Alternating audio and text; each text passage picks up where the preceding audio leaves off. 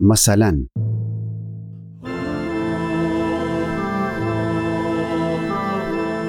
عاقل زی خو پیر جا ادب بستن قبیل کنی، ولی اون کی همه چی رخشه نگیره تنبیه بستن قبیل کدن جا جویزه دیه. خورم مرده که گبان حتی اونی ریم خورا میسه، ولی اونی جان سیره کنی، ولی اونی که ناجور فکران کنی فقط بچه کسته داره ظلم کدن داره.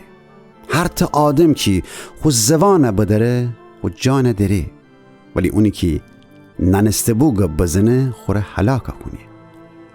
تنبل آدم اون چیه که ناجه داره اونی دیل سرمنه، ولی اونی که حق سعیم را کار کنی خوشبخت بی.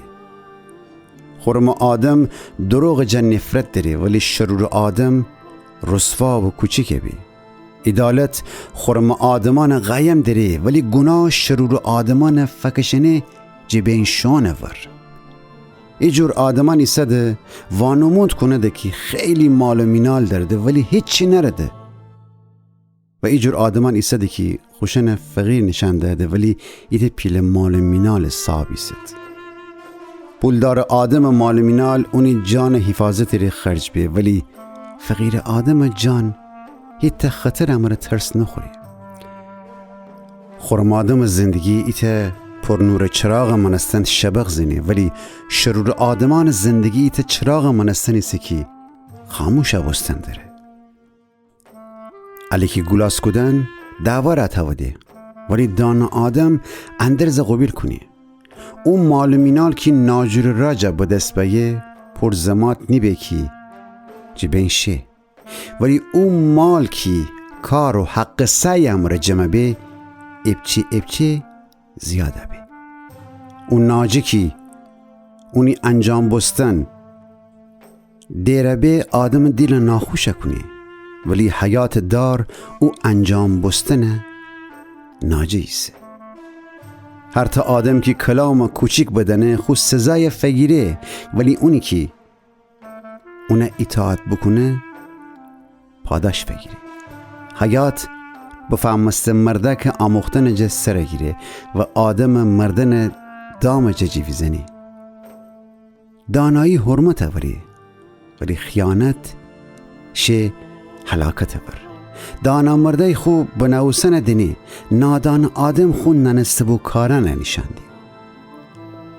اون نامبره که نشستی بی اعتماد کدن آدم گرفتار کنی، ولی امین نامبر شفای پیشکشه بری. اونی که ادب بستن قبیل نکنه رسوایی و فقر اون دامه نگیره، ولی اونی که اون قبیل بکنه حرمت نهده.